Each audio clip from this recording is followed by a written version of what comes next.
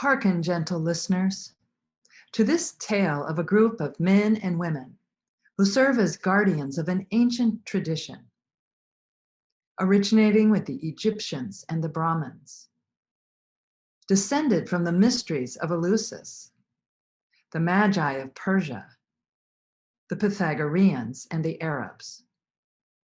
This mystical community truly exists, and its members are called Rosicrucians. This is how Michael Meyer, the 17th century alchemist and personal physician to Emperor Rudolph II, described the Rosicrucians and the sources of their tradition. Today we're going to examine some of the ways in which the Rosicrucian tradition perpetuates the wisdom of the ancient mystery schools. The mission of the Rosicrucian order is to perpetuate the Rosicrucian teachings and to contribute to the evolution of consciousness by raising or expanding or refining our awareness of our own consciousness. Rosicrucians study natural laws in order to live in harmony with them. Much of this wisdom has been passed down to us from the ancient mystery schools. Now, what were the ancient mystery schools? The word mystery comes from the Greek word mysteria, and it has part which is muo, which means to close, as in to close the mouth in secrecy, or to close the eyes, to go within, and teria, which means a festival. Carl Karenier, who was a leading expert on the Eleusinian mysteries, said that the mysteries were the festival at which the secret is communicated. An oath of silence was almost always required, and very few rituals have been found. The mystery schools flourished in ancient Egypt with the traditions related to Osiris and Isis, and then later the Romans perpetuated the worship of Isis and Akhenaten. And then in Greece, the mystery schools were around Delphi, Eleusis, and there were the Orphic mysteries. In what is now Italy, in Crotona, the Pythagorean schools settled. And throughout the Roman Empire, the Mithraic mysteries were celebrated, and again, the Romans embraced the cult of Isis for many hundreds of years. The Rosicrucian Digest featured a special series of issues that are dedicated to the traditions that have most contributed to what Rosicrucians study today. And all of these issues have the same color cover of the magazine. It's a maroon color, and then it says the name of the tradition. And you can find this on rosicrucian.org. And then if you go to the top of the page, there is a tab that says texts, and under text is Rosicrucian Digest. And we created these 17 issues so that anyone who is interested in any of the ancient mystery schools or any of the traditions that have contributed most to what Rosicrucians study today, you can use that issue as a resource. It's a starting place that introduces the most important aspects of that tradition and then gives references where you can find out more information on your own. The Egyptian god Thoth was the keeper of the mysteries and the initiator in ancient Egypt. He represented tradition. And Thoth was symbolized by an ibis-headed figure or baboon-headed figure. And then later, Thoth was merged with the Greeks' deity Hermes, who was very similar to Thoth, again, the keeper of the mysteries and the initiator. And as the influence of this tradition grew, Hermes became Hermes the 3 times greatest, or Hermes Trismegistus, as it's said in Greek. The wisdom of the ancient mystery schools was passed down over many centuries, and then other traditions were added to this ancient wisdom, such as Neoplatonism, Gnosticism, alchemy. There are many. In the 1600s, Hermes Trismegistus, the keeper of the mysteries and the initiator, he was transformed into a man named Christian Rosenkreutz, whose wisdom was discovered in a hidden vault. So this was how the ancient mysteries were perpetuated, how they were passed on. This mythical character story was told in the Rosicrucian manifestos published in the early 1600s, especially in the Fama Fraternitatis, which was the first Rosicrucian manifesto, and it was published in 1614. It tells the story of a young man who set out with his mentor on a pilgrimage to Jerusalem. But then his mentor dies in Cyprus, and the character, who later becomes known as Christian Rosenkreutz, travels on his own, where he discovers and is instructed in the wisdom of the ancient mystery schools that had been discreetly passed on by initiates over the centuries. When he returned home, the scholars and religious leaders of Europe didn't want to hear about this treasure of wisdom he had found. So Christian Rosenkreutz created a fraternity, the Rosicrucian Order, and shared his wisdom with the first members of his group. This allegory describes how the Rosicrucian tradition perpetuates the wisdom of the ancient mystery schools. Again, Christian Rosenkreutz, this young man, traveled to all the places where the traditions were still kept alive. That's what he brought back and used as the foundation for the Rosicrucian teachings. The ancient mystery schools served as spiritual centers in the ancient Western world. There were also mystery schools in the East, and our focus for the Rosicrucian order is more in the West because we're a Western tradition. And these mystery schools had three things in common. They educated students in natural laws and principles so that they could live in harmony with them. They encouraged introspection in order to know oneself better. And they engendered within a feeling of connection with the great mystery of the universe, whatever you may call that. You may call the great mystery God or the divine. And in the ancient mystery schools, sometimes they saw this energy. They saw the creator as a goddess and sometimes as a god. So in the ancient mystery schools, students were educated in natural laws and principles so they could better live in harmony with them. And Pythagoras is a perfect example of this. The whole purpose of the Pythagoreans' tradition was to study laws of the universe in order to bring their minds into harmony with cosmic reality, becoming one with the universe. So they wanted to feel a closer connection with the divine, and they approached that by studying the divine, by discovering the cosmos. Pythagoras is the person who coined that term. Cosmos means something beautiful to look at. And the Pythagoreans saw the cosmos as perfectly and eternally harmonious, and that deeply inspired them. Pythagoras lived in the 6th century before our era, and he taught about relationships.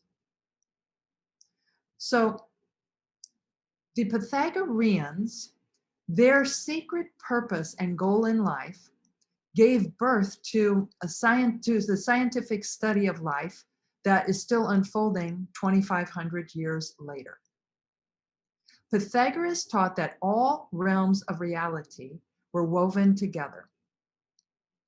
And according to him, the way to achieve union with the divine, a relationship with the divine, was through philosophy.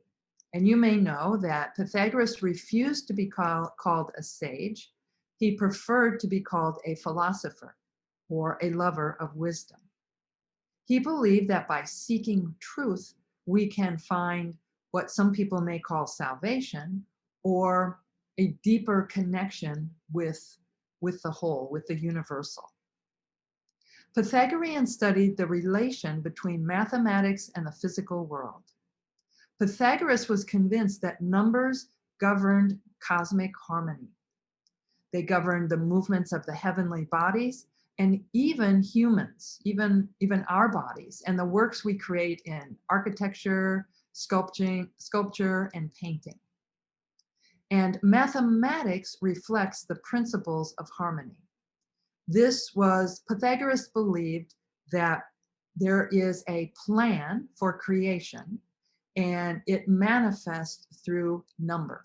And we can understand more about the world around us by understanding numbers and relationships. Pythagoras demonstrated the relationship between musical notes, showing that their frequency doubled from one octave to the next. And a string, exactly half the length of another string, produces a pitch that is exactly one octave higher if you pluck or strike the string. So this is a great example of relationships. If you change the key, the song is still recognizable because of relationships. Pythagoras stressed that different musical modes have different effects on the person who hears them, and that music and other sounds could be applied to healing illness.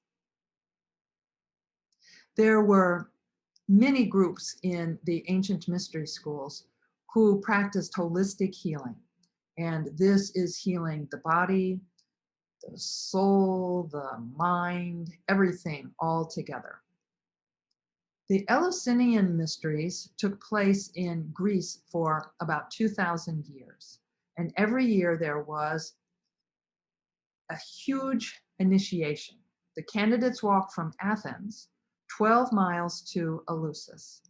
And on the fourth day of the initiation, it was part of the ritual that they would rest and the candidates would sleep with their ear to the ground.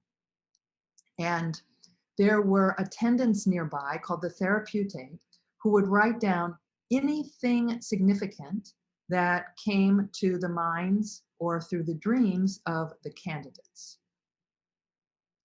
The Greeks inherited much of their wisdom about holistic healing from the ancient Egyptians, who also shared their techniques with the Essenes and the perpetuates.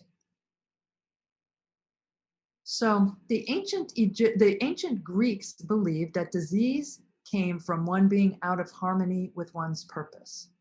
So as the candidate for initiation dreamt on this fourth day when they rested and slept with their ear to the ground, they wrote down ways that they could get back into harmony.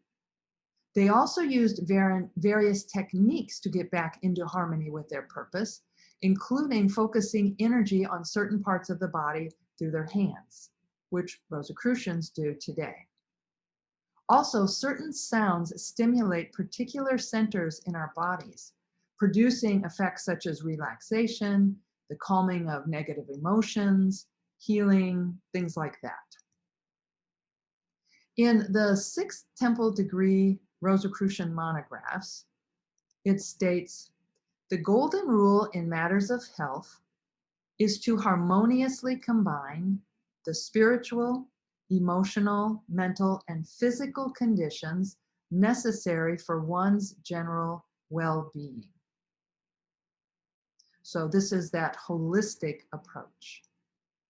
For more than 800 years, the ancient Greeks, and then later the Romans continued this, established healing centers called Asclepia, which were named after the Greek god of medicine and healing, Asclepius.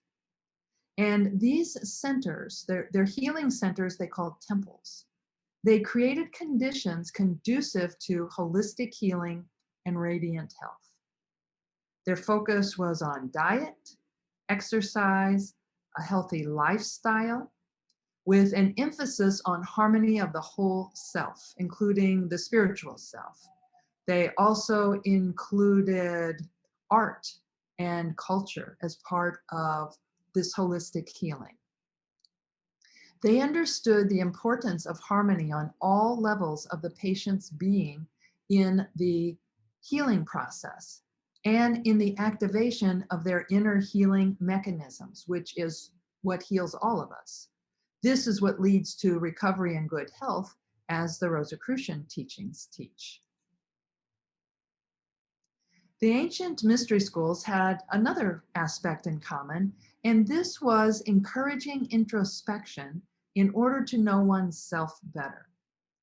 And they did this through ritual and meditation, through contemplation, and many other methods. Above the portal, above the entrance to the Temple of Apollo at Delphi, was inscribed a saying that said, "Know thyself, and you will know the universe and the deities, the universe and the gods." So this is part of that introspection. First, go within, and that will help you to understand the world around you. This is a very important part of Hermeticism, the Hermetic tradition, which talks a lot about correspondences. As above, so below. As below, so above. The Pythagoreans required candidates to observe 5 years of silence before they would begin their teachings. This was to encourage introspection. They were not allowed to speak with Pythagoras until they had observed 5 years of total silence. And then, if they were found worthy, they would begin instruction into the mysteries. The study of alchemy also helps mystics to know thyself. Alchemy includes more than just physical alchemy, which is turning a metal, for example, lead, into gold. More importantly, it involves spiritual alchemy, which is transforming our consciousness from lower frequencies to higher frequencies, or refining some of our character, some of our behavior. Now, I mentioned the Asclepia before, these healing centers in the ancient Greek and Roman world.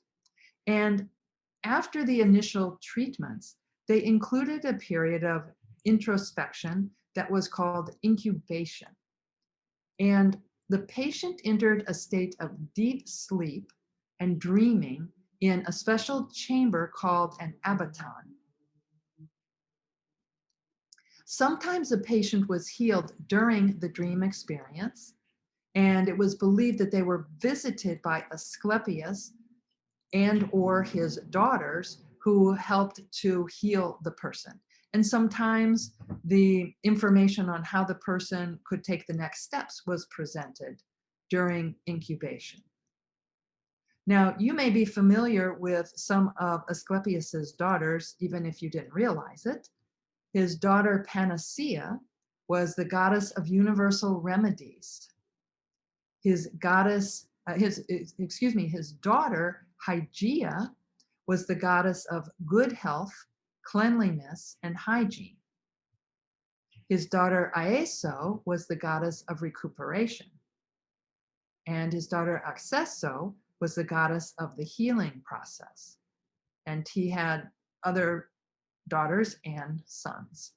So these deities symbolize the messages we receive from the subconscious or other levels of awareness.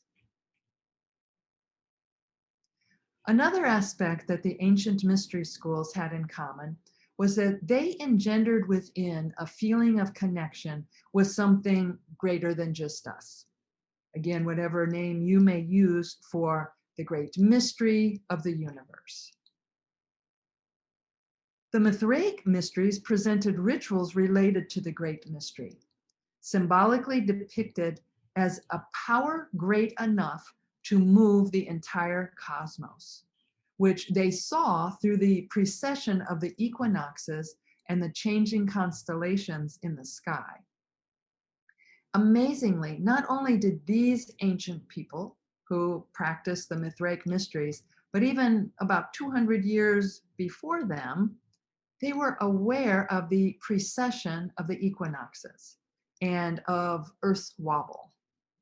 The followers of the Mithraic mysteries worshiped a deity who was powerful enough to adjust the positions of the stars, which refers to the shift caused by the precession of the equinoxes. And this was symbolized in all of the Mithraic temples by a figure, Mithras, who is slaying a bull. And this signifies the end of the previous age of Taurus. This image is always in that scene. And it signifies the God's tremendous power, which enabled him to end the age of the bull by moving the entire universe. They believe that by slaying the bull, it moved all of the stars that we see from Earth in such a way that the spring equinox moved out of the constellation of Taurus. In ancient Egypt, the pharaoh Akhenaten wrote the beautiful hymn to Aten. Akhenaten believed that there was an unknowable power beyond all manifestation, and that the sun was the only symbol powerful enough to represent that unknowable deity. And he called this the Aten. And this presented a completely new perspective on the ancient Egyptians' relationship with the divine, which had previously been much more distant. And an individual really didn't have a close connection with the deity. Here's what Akhenaten wrote about the Aten. When he's saying who, you'll hear me say who, he's saying, who is this that does all of this? It's the Aten. It's the creator within us. Who feeds the sun in his mother's womb? Who soothes him to still his tears? Nurse in the womb, that's the Aten. Giver of breath, to nourish all that he made. When he comes from the womb to breathe, on the day of his birth, you open wide his mouth. You supply his needs.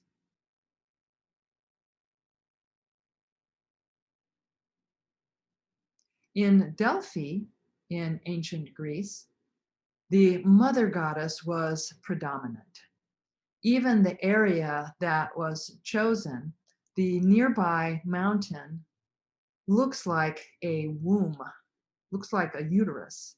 And there was a sacred stone near the most holy part of the area around Delphi that was called the omphalos, which means navel or belly button. And what closer connection have any of us ever had to our mothers and to our source than through our navels? The Egyptian tradition of Isis presented the divine in a personal form whom we can understand and relate to, and who we can believe cares about us. This was the beautiful goddess Isis. She started out as a secondary figure in the oldest Egyptian myths, helpmate to Osiris, but thousands of years later, she was still being worshipped, and by then had become the queen of the universe. And she controlled fate itself. She was the embodiment of cosmic order.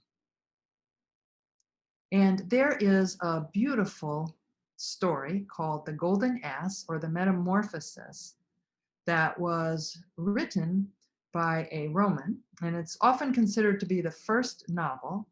And if you plan to read The Golden Ass, don't listen to this next part because it's a little bit of a spoiler. The character in the story, Lucius, he accidentally changes himself into an ass, into a donkey. And he's desperate to become a human again. And he did this through the misuse of magic. And he is so distraught. And in a dream, Isis comes to him. And here's what she says. Behold, Lucius, I am come. Your weeping and prayers have moved me to provide solace to you. I am she who is the natural mother of all things, mistress and governess of all the elements, the initial progeny of worlds, chief of powers divine, queen of heaven. I am the principle of the celestial deities, the light of the goddesses. And if you haven't already read The Golden Ass, I strongly recommend it. And you can find out what happens to Lucius in the end. The ancient Greeks also experienced a very intimate connection with the source through their goddess Demeter. And you may be familiar with the story of Demeter and her daughter Persephone, who was abducted and taken to the underworld by Hades. And Demeter searched everywhere until she was able to bring her daughter Persephone back to earth. And this was through her deep love of her beloved daughter. In the issue of the Rosicrucian Digest, in that timeline series that I mentioned, the one focused on Eleusis, we included an article by the leading expert in the world on the Eleusinian mysteries, Dr. Marilyn Keller. And here's how she describes these mysteries. Not only was this a story of fertility and rebirth, it was also symbolic of the human soul's return after the death of the body to its universal origin or loving source. Its meaning touches the spiritual bond between humans, between individuals and nature, and between humanity and the divine. End quote. Now, what are some of the ways that the Rosicrucian order Amorc perpetuates some of the wisdom of the ancient mystery schools? Like the mystery schools of old, the Rosicrucian order provides a community of women and men of like mind, philosophers, to come together to study topics such as self-healing, meditation, and developing intuition. And our community extends worldwide. Rosicrucians are the philosophers of today who study and practice the natural laws governing the universe, balancing the material and the spiritual. And our Rosicrucian lessons demonstrate their connection. Philosophers, as I mentioned, are lovers of wisdom. And this includes intellectual knowledge, such as logic and reason, which Rosicrucians study, as well as the transpersonal, such as our intuition or psychic experiences. The Rosicrucian lessons are designed to broaden the 5 physical senses and to awaken the deeper psychic sense, which often lies dormant. Now, how do we do this? Through special techniques that are taught in the Rosicrucian lessons, which are often presented in the form of experiments or exercises, in addition to the intellectual material. The Rosicrucian tradition utilizes symbolism, ritual, initiation, vowel sounds, sacred space, celebrations of natural cycles, and meditation, just to name a few of the techniques. Just like the mystics of old, Rosicrucians today still study natural laws in order to live in harmony with them. Our gradual system provides a safe, balanced personal development. And our time-tested process can be applied immediately in anyone's life. We're going to do that now. We're going to practice a few experiments. So to begin, please close your eyes and take 3 deep breaths, becoming more relaxed with each exhalation.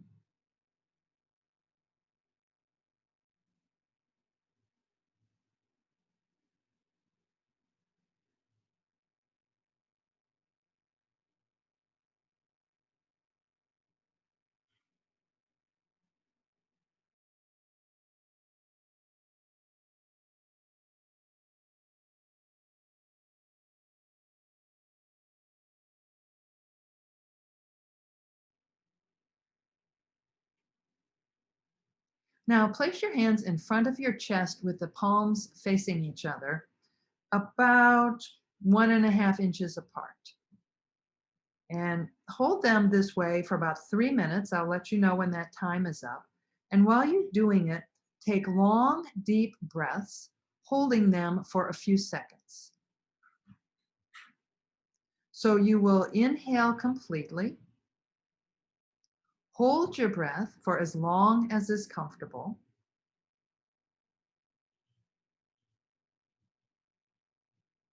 And when you exhale, don't hold your breath. Just breathe right back in again. So we're holding our breath on the inhalation. We're holding our breath when the lungs are full. We're not holding our breath when the lungs are empty. And always do this in a way that you're comfortable. And while you're doing this particular form of breathing, focus your attention. Look at your hands, your fingers, or the place between your fingers, but focus on that general area.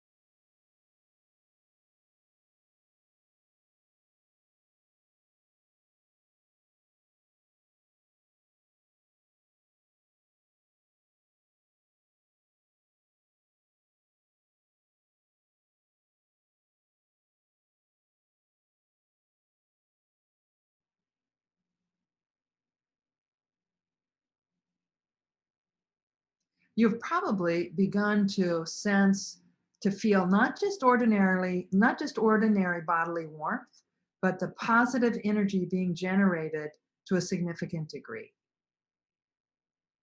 We can feel the healing energy in our hands and can focus this energy to heal ourselves and others.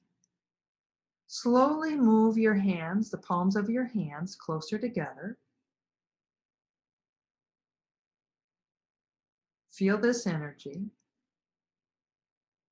Then move your hands apart again. Close your eyes and bring your palms together again. See what that experience is like.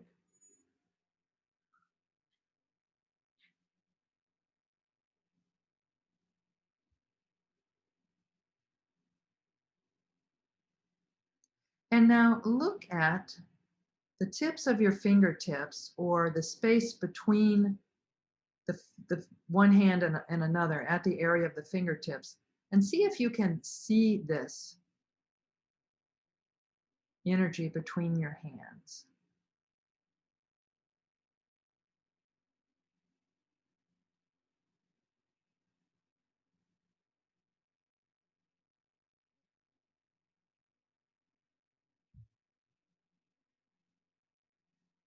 When you're ready, drop your hands.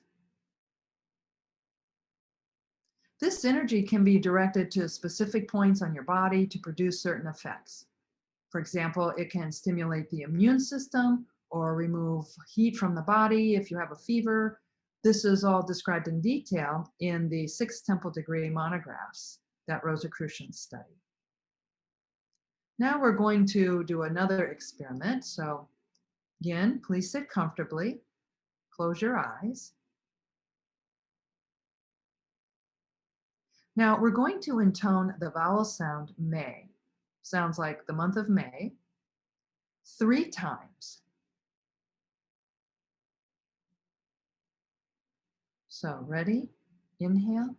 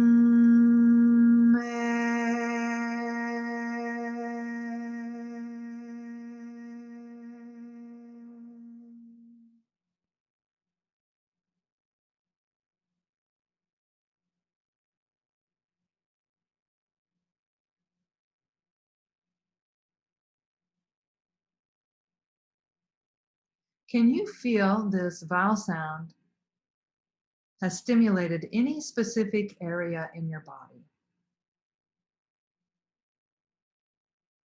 How do you feel after intoning the vowel sound May?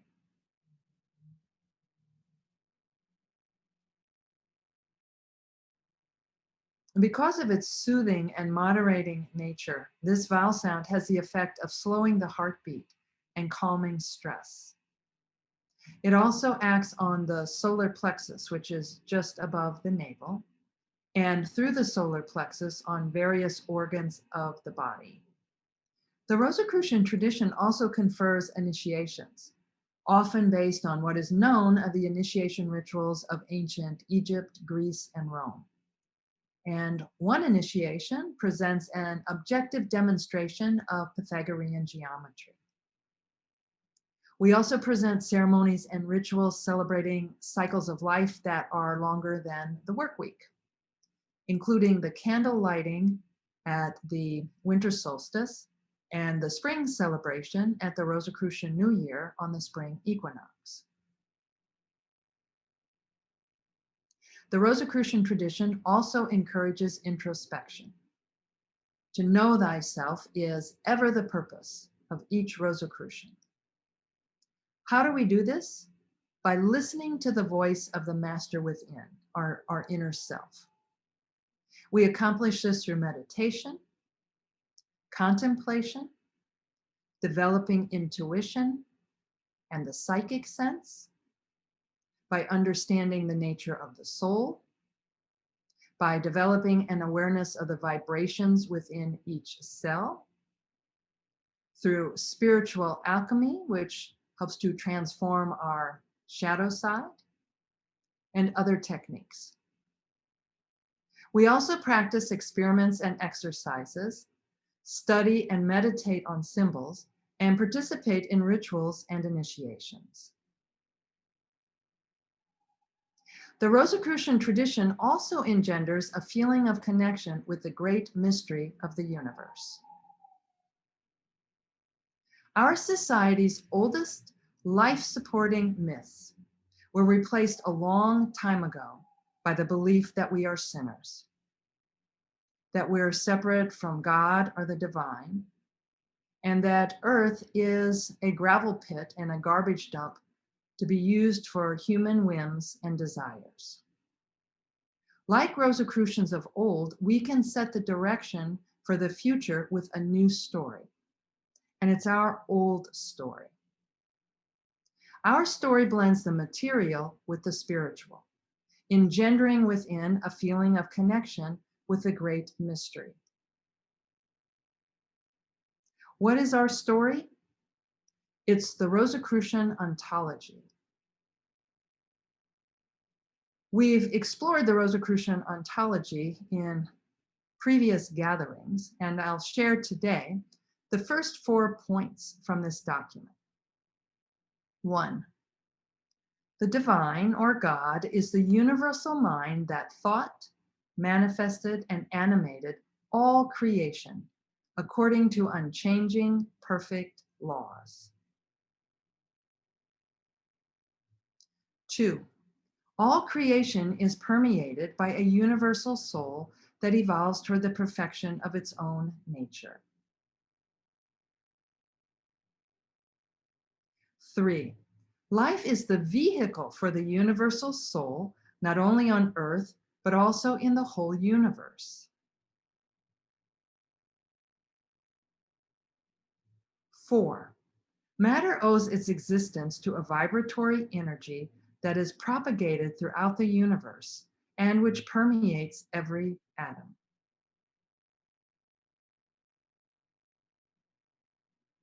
Our story is about relationships.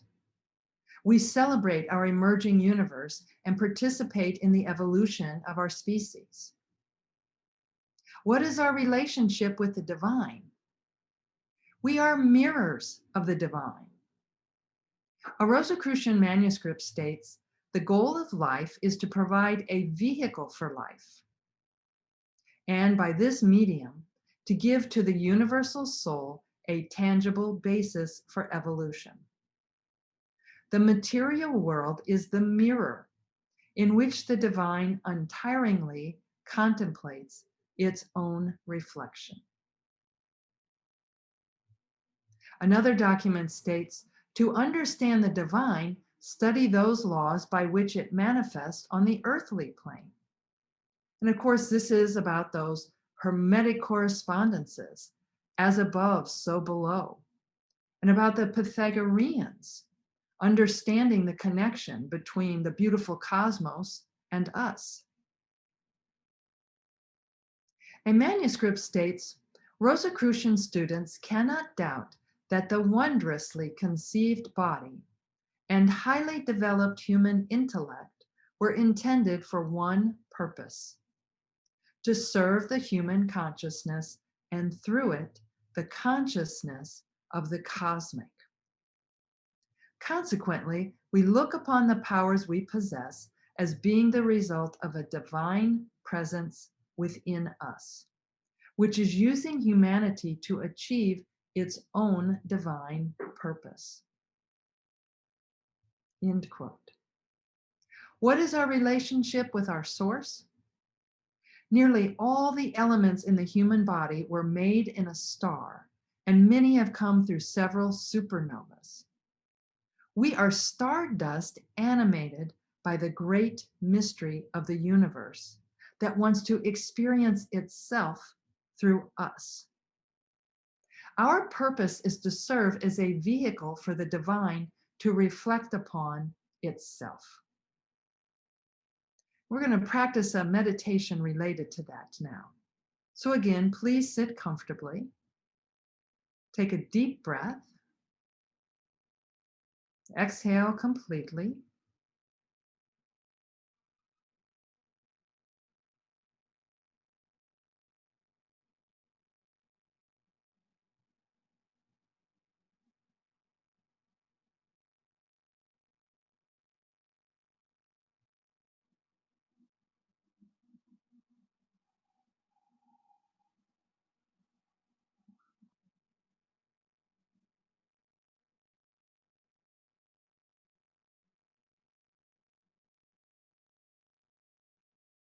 Now hold one of your hands in front of you and look at it.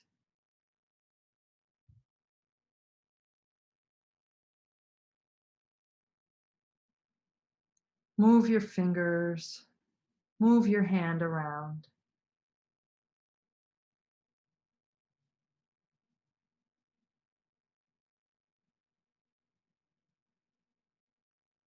Look at the back of your hand.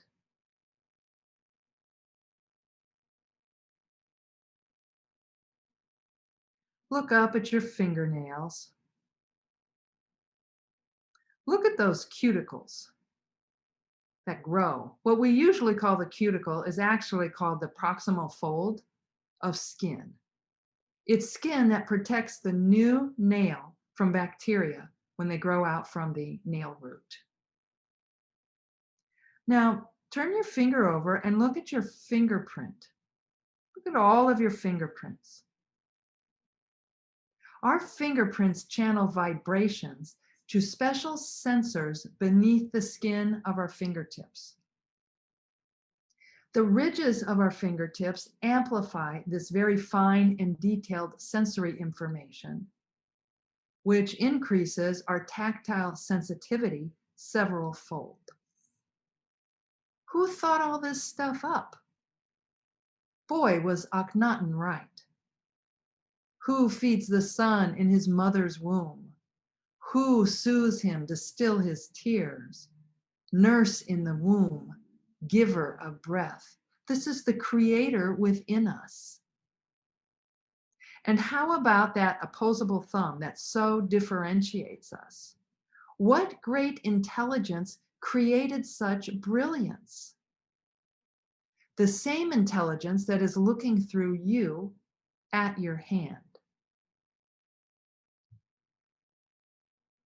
Rumi, the great Sufi mystic, wrote a poem called How Does God Keep from Fainting?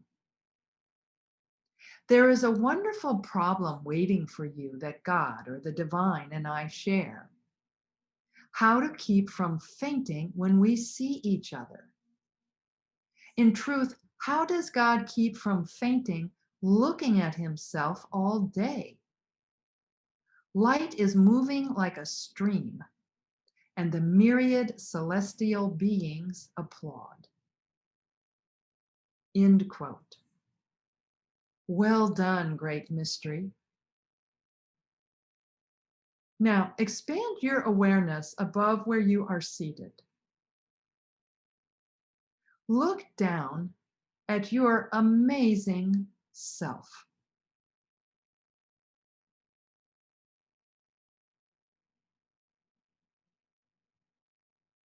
Now expand your awareness even higher above your community. What a creation.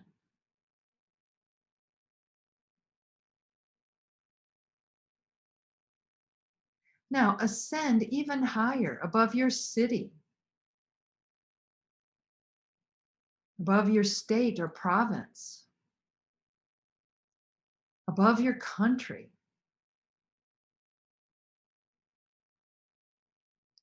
Gaze upon your beautiful creation, Earth. Oh my gosh.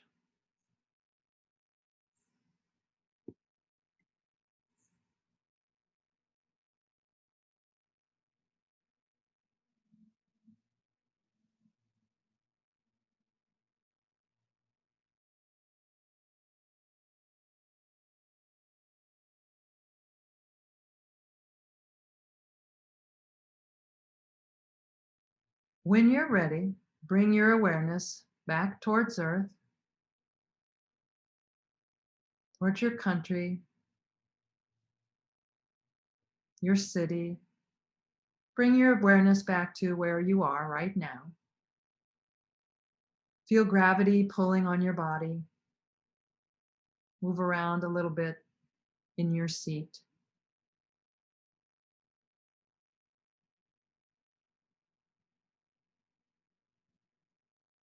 Oh, great divinity. We are so grateful for your extraordinary gift of life, and open ourselves to greater and greater awareness of your divine presence that animates us. So mote it be.